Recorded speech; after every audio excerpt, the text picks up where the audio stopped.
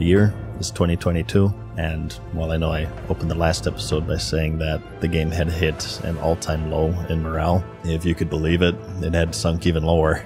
World of Warcraft was not only coming off of two back-to-back unmitigated disasters of expansions outside of the game. The culture surrounding Blizzard and its community was controversial and embarrassing. The news of the now settled sexual harassment lawsuit by the state of California had come out. Developers were on Twitter scolding people for not liking their game design, as well as for having the audacity to complain about slow update pace for a game that they were paying monthly for. Major expansion selling features were failing one after the other, and the story, both past and present, were in absolute shambles, frustrating even the most devout fans. It was a depressing time, to be sure, but the one positive to be gained was that it couldn't possibly be more disappointing, as people's expectations were now at the very bottom.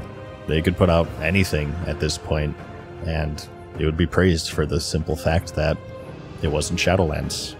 Join me for the next half hour as we discover just why World of Warcraft Dragonflight was alright. Why was it alright? Well, perhaps the developers started taking courses with the premier backend web development learning platform, Boot.dev. You ever thought about learning code but felt overwhelmed by where to start? Yeah, me too. So, I just made World of Warcraft videos instead. But if you are braver than me, let me introduce you to Boot.dev, a very popular way to learn backend web development in Python and Go. They keep you engaged and motivated by turning coding into this gamified experience. You can earn XP, levels, and achievements while completing real projects. And if you ever get stuck, you have both an active Discord community and Boots, the AI-powered wizard bear, to help guide you. Boot.dev ensures that you learn by actually writing a lot of code with no shortcuts or fluff, just real hands-on practice to get you job ready. Membership comes with a 30-day, no questions asked refund policy, so if it's not for you, you can bail faster than Blizzard did with their promise to not bring level boosts or WoW tokens to Classic. Told you so, by the way. Head on over today and use my code MadSeasonShow to get 25% off your first payment, whether that be monthly or annually, and start your coding journey today. So before we get into the actual expansion, it's important to understand the morale at the time. Shadowlands was perhaps the darkest moment in the game's history. Controversies were a monthly ordeal, and the issue was compounded as Blizzard was now the lol cow of the gaming industry. Every action or inaction was put under a microscope by journalists and even their own players, with the then unsettled lawsuit being the obvious elephant in the room. Classic World of Warcraft at this point was chugging along, and they had followed the original line of expansions. Burning Crusade Classic launched in June of 2021 during the Shadowlands, and of course the next was the fan favorite Wrath of the Lich King.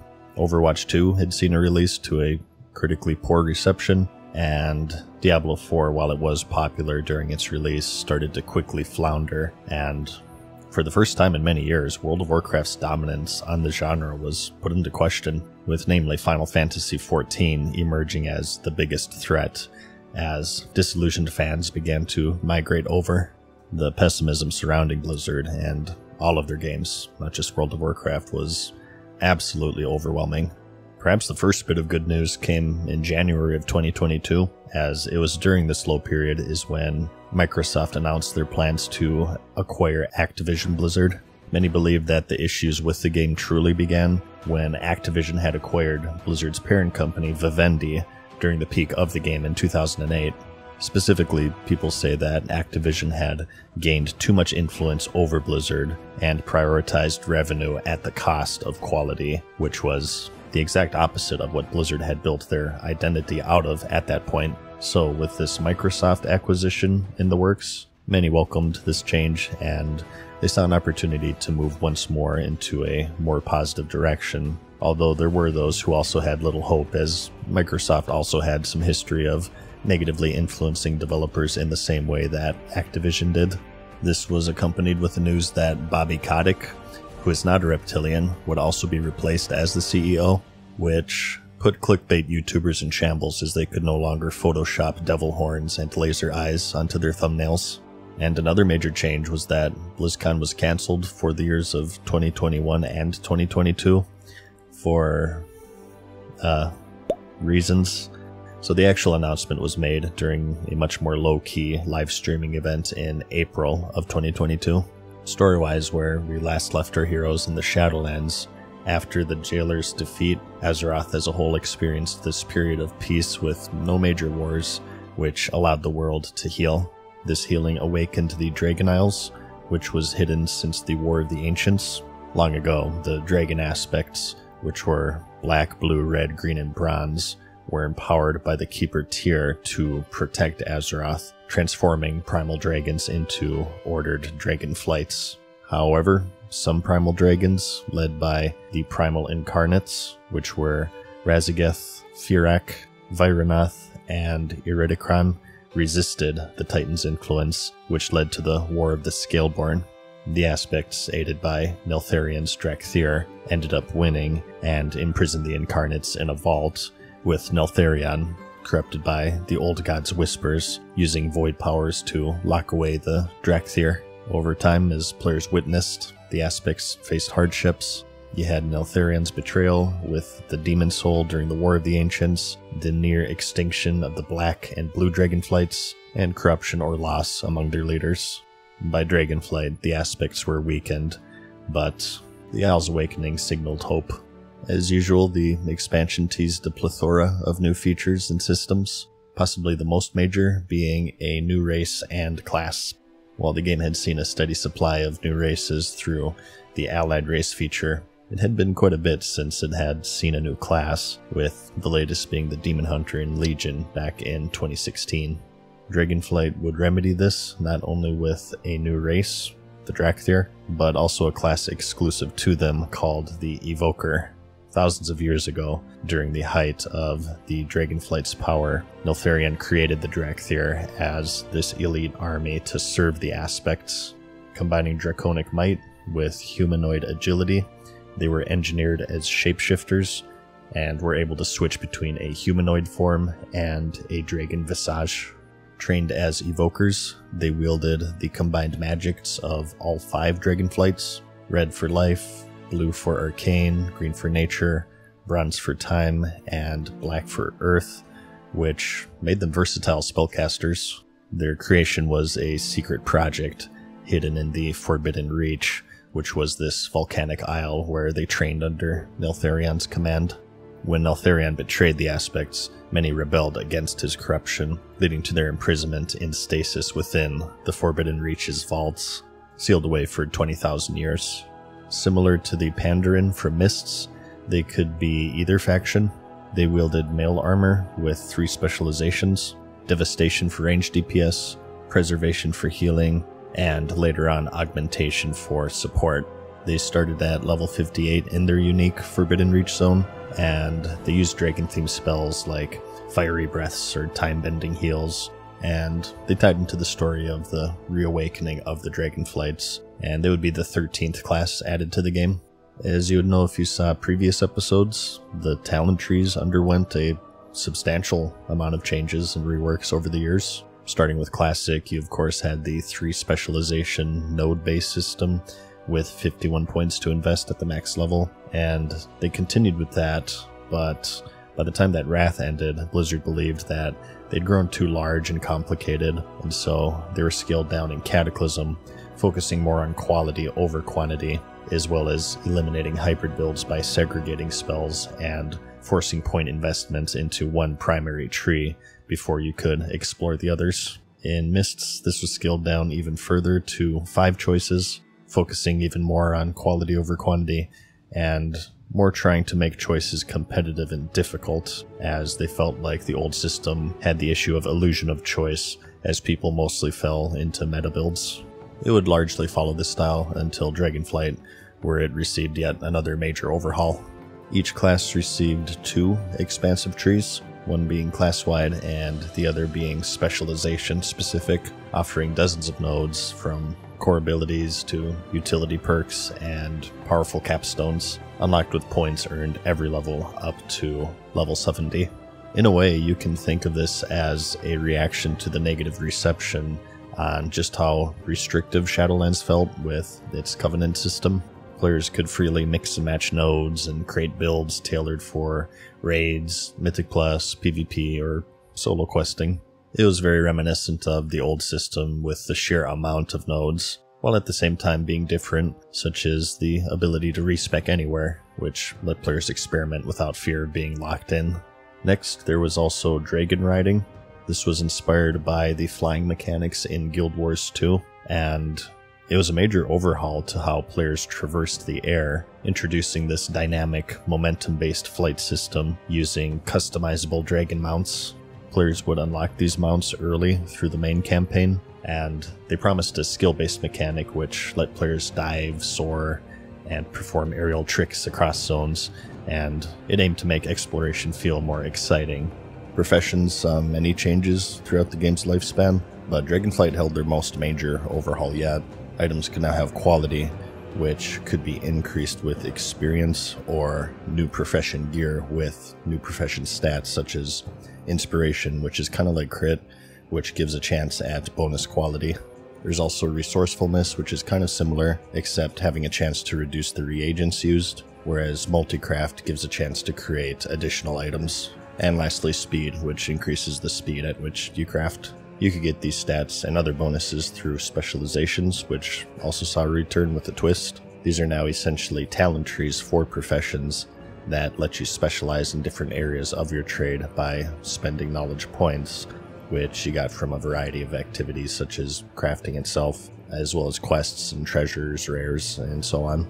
They would add the work order system, which let players commission items via a public crafting system. Compared to previous expansions, it seemed quite safe. There wasn't this big stake on borrowed power that vanishes in the very next release, or mandatory endgame features like Warfronts, Island Expeditions, Torghast, and Covenants that inevitably lead to burnout. The biggest change was probably the new class, the Evoker, which had a low chance of flopping, and other than that, their attention was more focused on the core fundamentals such as talents, professions, reputation, and terrain negotiation with a flying system that was already proven in Guild Wars 2. It was clear that they were shying away from these giant gambles and going back to the basics of what made the game great. And to that end, even an old face would see a return, as previous creative director Chris Metzen would once again join the company, as many fans were hopeful that he would regain control of the story and the world that had been heading in the wrong direction. But during the time, this was all far into the future, and players were still stuck in Shadowlands purgatory, and only time would tell if Dragonflight would indeed reverse or at least halt the intense decline that World of Warcraft had taken for the past several years.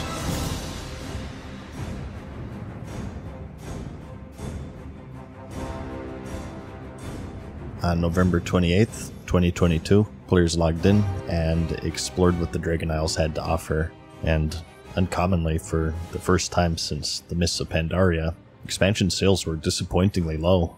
Although specific numbers weren't released, Blizzard failed to report them, unlike every other expansion launch, which was quite a telling sign, as well as it being discounted shortly after launch. It seemed at this point, especially with COVID no longer there to help them, the recent run of poor content caught up to them in a big way, as players understandably lost much of their confidence in their ability to release a finished and worthy expansion. But regardless of that, those who did partake in the launch set out to the new level cap 70, and they enjoyed the new journey awaiting them. They soared through the skies with the new dragon riding feature, they explored their brand new talent trees, and experimented with different unique builds, and reinvested themselves into the reworked profession system. And for the rest who were looking for a more fresh experience, they would start their Evokers. At the time of the launch, the Evoker had just 2 specializations. The third spec would later be Augmentation, which was a unique support-oriented DPS that dealt damage and buffed allies, which was a first for the game. Their playstyle was quite dynamic, requiring strategic timing and positioning. The standard early balance issues aside, the community reception was largely enthusiastic. Augmentation, when it was released in particular, received a lot of praise for its unique role. There were some balance issues, as was expected with new class releases. Devastation's DPS lagged behind in early patches, and Preservation's healing felt underwhelming compared to the established staples. And another criticism was tied to the aesthetics of the race itself. Instead of looking more like how Dragonkin had already been established in the world, they had this much more slender humanoid-like form similar to a sexual fetish called scalies, kind of like furries but with reptiles. This ended up being this own whole thing, with people finding out that an artist that worked for Blizzard that designed them had previously drawn furry and scaly art, but in the interest of not getting this video age restricted, I'm just going to awkwardly move on. But do understand that I had to research all of this, and in the process set my eyes on things that I would rather not have seen, so please like the video. As for the reworked talents, overall the feedback was positive, perhaps inspired by their recent success with Classic. To many it felt like an old school RPG element with more complexity, but at the same time having the more modern conveniences such as the ability to swap builds on the fly. Another advantage was that it made leveling feel more impactful, as players were back to getting talent points at every level instead of every 15 or so. There were still some criticisms, such as the size and complexity being overwhelming for some players, and another one would be is that it still suffered from that age-old problem of the illusion of choice, in the sense that while it seemed like there were a lot of options, as usual, there were meta builds for every corner of the game, which gave veterans the feeling of going in circles, as this was one of the main reasons why they transitioned away from this tree-like system to begin with. As for the dragon riding, this too was received quite well. To give proper credit though, this was something that had already been proven in another MMO, Guild Wars 2, which served as a clear inspiration. The whole feature was powered by a system called Vigor, which was this regenerating resource for speed boosts and aerial climbs, which allowed players to dive and soar throughout the zones as advertised, which gave more agency other than the old auto run. There is also an upgrade system tied to it called Dragon Glyphs, which were hidden across the isles, and they unlocked talent tree upgrades like increased vigor or new abilities. This rewarded exploration with tangible power, and it was quite an important thing for many people, as the argument against flying was always that it took away from the exploration aspect of the game, so seeing it redone in this way was a pretty clever way of having the convenience of fast travel, and at the same time leaving some room for exploration. As for the profession revamp, this too saw generally positive feedback. The new specializations added another layer of progression and customization, and the work order system made it convenient to place and fulfill orders, so as a result it saw a lot of activity. In fact, many players who had previously neglected professions up until Dragonflight ended up putting a lot of time into them. It was a much needed overhaul, as up until this point they were rather formulaic and bland, typically just increasing the skill cap and adding new recipes for each expansion, but now with this new layer of progression and specialization and choice, it was much more modernized and brought up to par with what other MMOs were offering, and it was received quite well for it. So those are the major features, but what about the bones of the expansion? As far as the rating was concerned, there weren't any standout huge frustrations like we saw with the Shards of Domination in Shadowlands. Probably the biggest controversy for some was that they brought back group loot, which was another old school feature of the game. Up until this point, for quite a while, the loot had transitioned into personal loot, where each player had a chance to get an item individually, and if it wasn't their highest eye level in that slot, they could trade it away to someone else within the raid if they wanted to.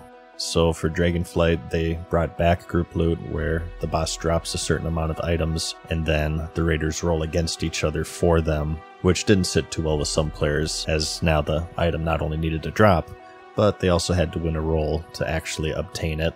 But for the most part, players thought that the raiding experience in Dragonflight was the standard quality that they had set. And the same could be said for dungeons. A new feature in Dragonflight was the rotating dungeon pool, where the Mythic Plus pool consists of 8 dungeons per season on a rotation, with 4 new ones from the expansion itself, and also 4 legacy dungeons from previous expansions, such as, for example, the first rotation was Court of Stars and Halls of Valor from Legion, as well as the Shadowmoon Burial Grounds from Draenor, and also the Temple of the Jade Serpent from the Miss of Pandaria. And for the next set was the other 4 sets of Dragonflight dungeons, paired this time with Freehold and Underrot from BFA, Neltharion's Lair from Legion, and the Vortex Pinnacle from Cataclysm. This mix ensured that all 8 of Dragonflight's dungeons got their spotlight over time, while legacy dungeons added variety as well as nostalgia, perhaps once more motivated by the success of these classic versions that they were releasing. It was quite a hit with the players. Throughout this entire series, even if individual expansions have had issues, we've often remarked on the fact that their dungeon and raid design is usually on point, so this was essentially them recognizing that and taking advantage of it. Instead of leaving some of their best designed content in the dust, they started to actually leverage them long term. Dragonflight was essentially a reset, a back to the basics course. There was no mandatory content that would eventually cause burnout. The story wasn't the greatest, but it wasn't bad either. The story was safe, the features were safe, focusing once again on the fundamentals and the bones of the MMORPG genre. It was probably the wisest choice, as they simply couldn't afford gambling on these risky endgame features. Outside of the game, if you want to count general Blizzard culture, really the only controversies were disappointing releases such as Overwatch 2 and Diablo 4, but there weren't any huge, earth-shattering scandals. In fact, the California lawsuit had settled in the middle of the expansion, and Microsoft had officially acquired Activision Blizzard in October of 2023, with Bobby Kotick being retired a few months later.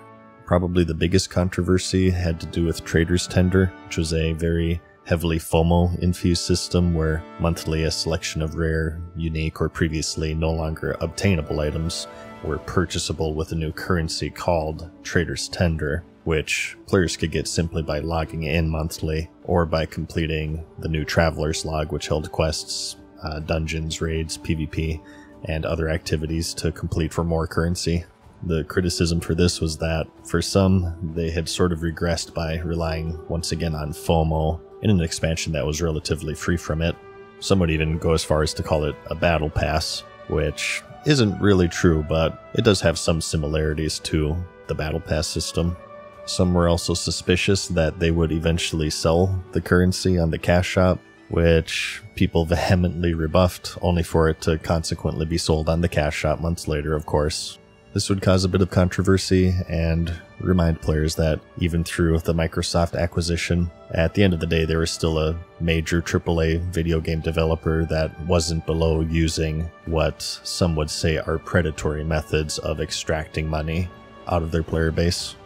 But regardless of that, Dragonflight today goes down with optimists saying that it was a good answer to the Shadowlands and it set the franchise back in the right direction.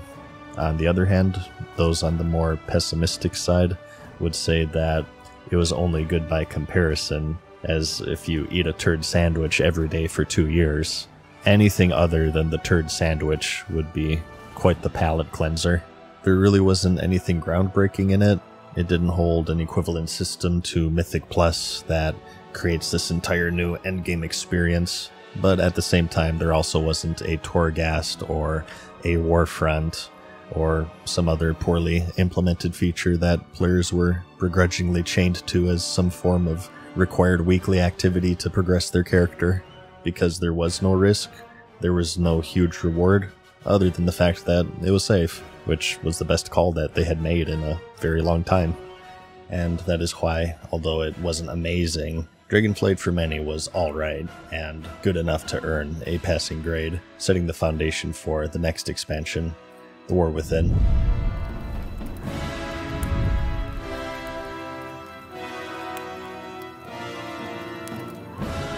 Farewell for now, mortals.